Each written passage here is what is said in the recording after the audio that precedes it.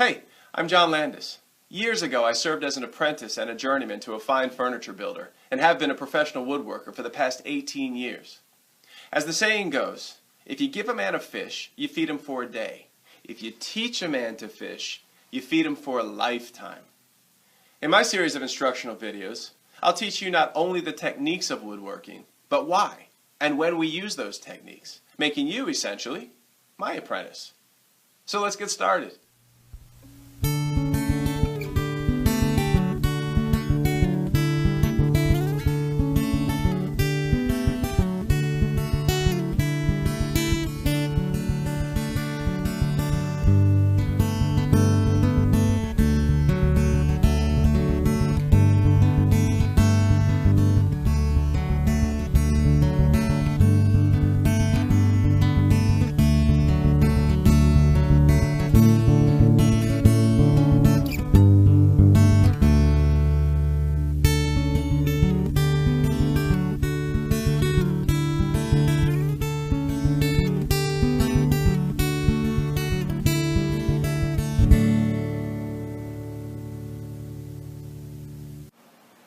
Hey, welcome to episode 1 that we're entitling Wood.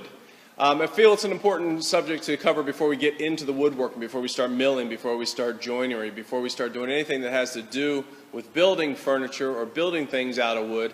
I feel we need to learn about the material itself. Hey, you wouldn't be a writer if you didn't understand the language in which you wanted to write. You wouldn't be a painter if you didn't understand oil paints and how it's going to react on the canvas. And you sure as heck shouldn't be a woodworker if you don't understand wood and how wood is going to behave, what it's going to do under certain circumstances, how we can glue it, how can we join it, how can we finish it, how can we sand it. We need to know what wood is and how it's going to react before we can start all of that. So we're going to take you back a little bit, maybe to biology class, high school biology class.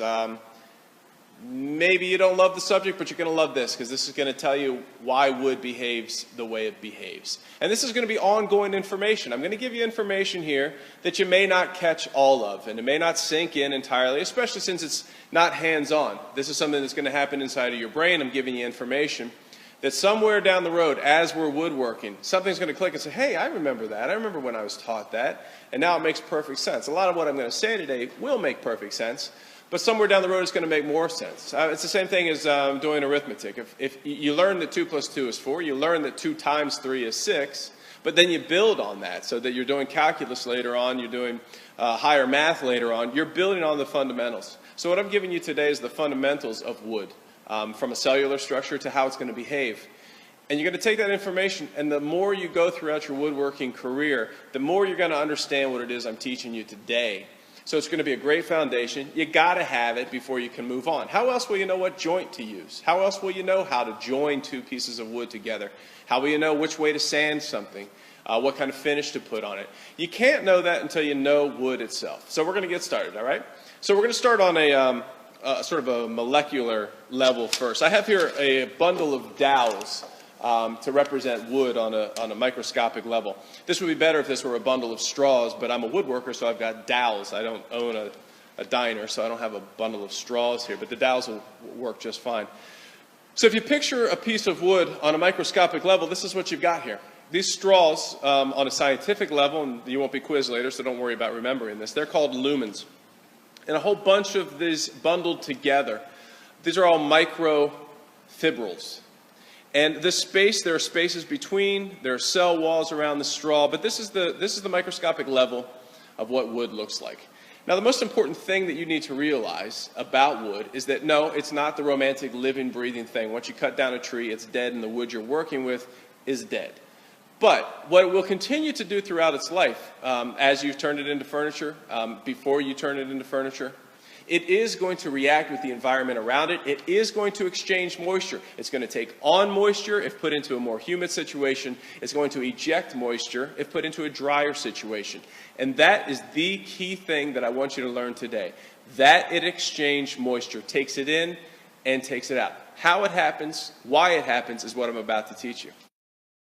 Down, it's at a very, very high moisture content. It may be 100% moisture content. What that really means at 100% is that the amount of moisture in the wood equals in weight the weight of the tree. 150% moisture content would mean that the water in the tree weighs 1.5 times the weight of the wood. and so forth and down. 50% moisture content would mean that it weighs half, and so on and so forth. Once a tree is cut down and the lumber is milled and then sent to a kiln, hopefully when you get it, by the time you get it as a woodworker, it's been kiln dried. So its moisture content is going to hover somewhere between 6 and 9% as kiln dried lumber, somewhere maybe around 12% as air dried lumber. And the reason this is important to know is because at that stage, at 6 to 8%, 6 to 9%, 12% moisture content, all of the moisture that was in these lumens, inside of these straws, is gone. That water is gone and that moisture is gone, hopefully never to come back again. But the moisture that we're worried about, which is called the bound moisture or the bound water, is that water or moisture that hangs out between these straws, that hangs out in the cell walls of these straws, because it's that moisture that affects the size of the wood. It's that moisture change that will cause the wood to shrink or expand. Now, when a board is at its fiber saturation point, that means, strictly speaking, that the moisture in the wood has completely filled the microfibril space, it has completely filled the cell walls, but there is no moisture inside of the lumens. It's at its saturation point, which means the wood is at its largest size at that point. It's when the moisture starts to leave these cell walls, it starts to leave the microfibrils, that the wood will begin to shrink, and this is the important part. So at 6 to 9, 12% moisture content, it's going to have an amount of moisture that you should be used to. That's the amount of moisture that's going to be in this board when you get it from your lumber supplier, from the lumber yard, from wherever. It's going to be at a 6 to 8% if kiln dry, 12% if air dry.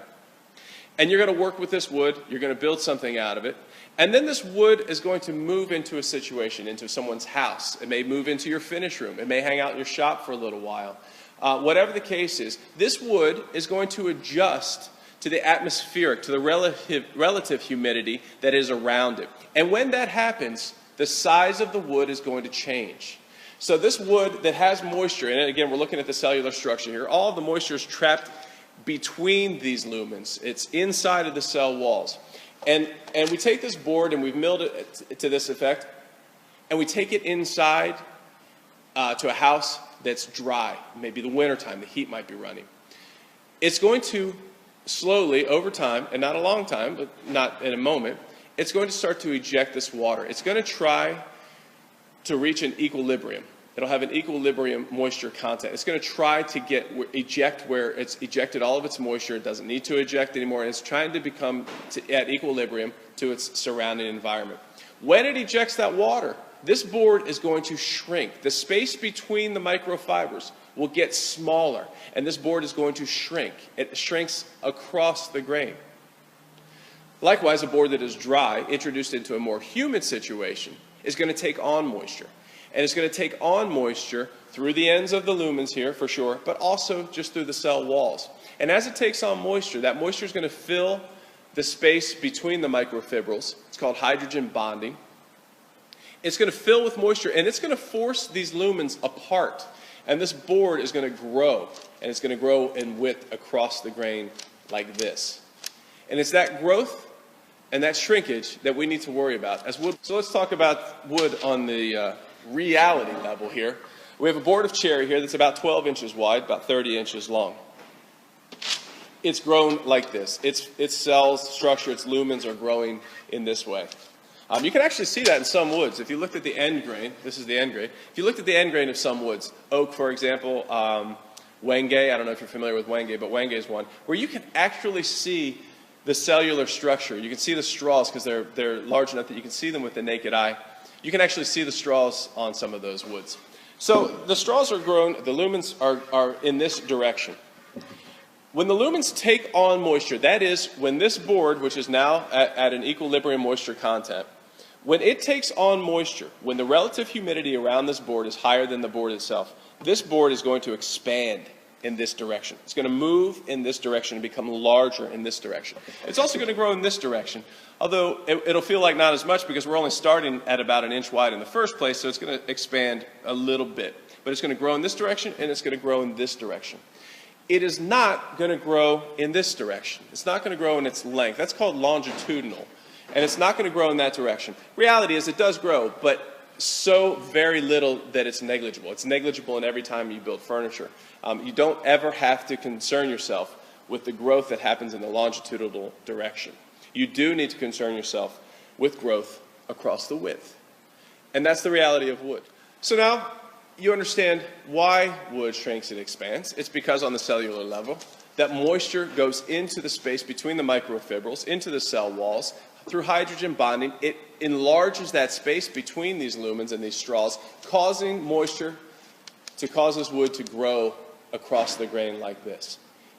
In the same respect, put into a dry situation, the moisture escapes, it's pushed out, and that space between these lumens gets smaller and this board gets tighter.